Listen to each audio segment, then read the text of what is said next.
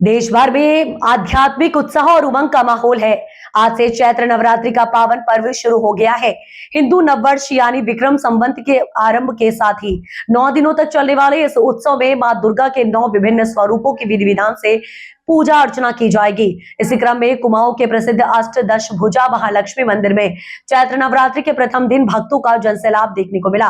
वहीं मंदिर में माता रानी के दर्शन करने को भक्त सुबह से ही जुटने लगे हैं।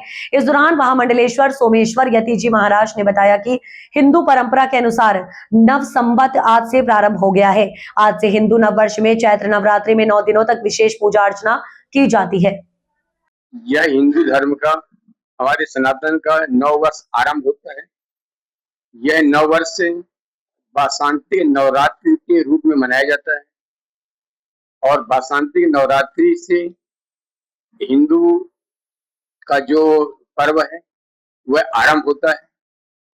और इस अवसर पर हम सभी लोग सनातन धर्मावलंबी माँ भगवती की आराधना करते हैं और माँ भगवती की आराधना में घट स्थापन करते हैं। घट स्थापन के बाद आवाहित देवताओं का पूजन किया जाता है और दुर्गा सप्तशती माँ देवी की आराधना की जाती है। इस अवसर पर इस महालक्ष्मी मंदिर में माँ देवी की पूजा अर्चना की जा रही है और दूर दूर से यहाँ श्रद्धालु आपके पूरे कुमाऊं क्षेत्र से यहाँ तक कि दूसरे भी राज्यों से यहाँ पर काफी लोग आ रहे हैं। विदेशों से भी पर्यटक यहाँ पर महालक्ष्मी मंदिर में नवरात्रि का पावन पर्व मनाने के लिए आ रहे हैं। इस अवसर पर इस महालक्ष्मी मंदिर में श्रीमद् भागवत महापुराण की कथा भी 19 आज से लेकर के 27 तारीख तक चलेगा कि रामनवमी के दिन 27 को भंडारे का भी आयोजन किया गया है।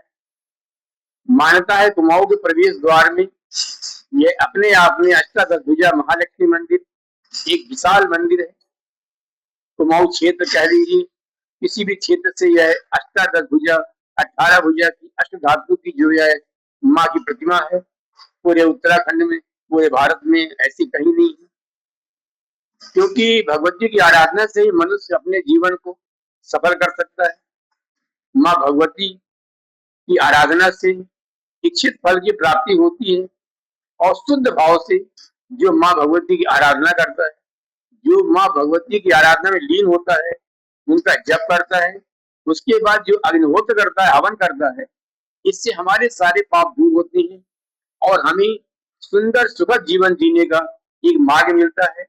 और बताए हुए रास्ते पर चल करके जो हमारे देवी भागवत में दुर्गा सप्तशती में माँ भगवती की आराधना बताई गई है कि शत्रुओं से विजय प्राप्त करना और माँ की आराधना करना, महिषासुर जैसे लोगों का वधन करना, यह हमें दुर्गा सप्तशती माँ की आराधना सिखाती है।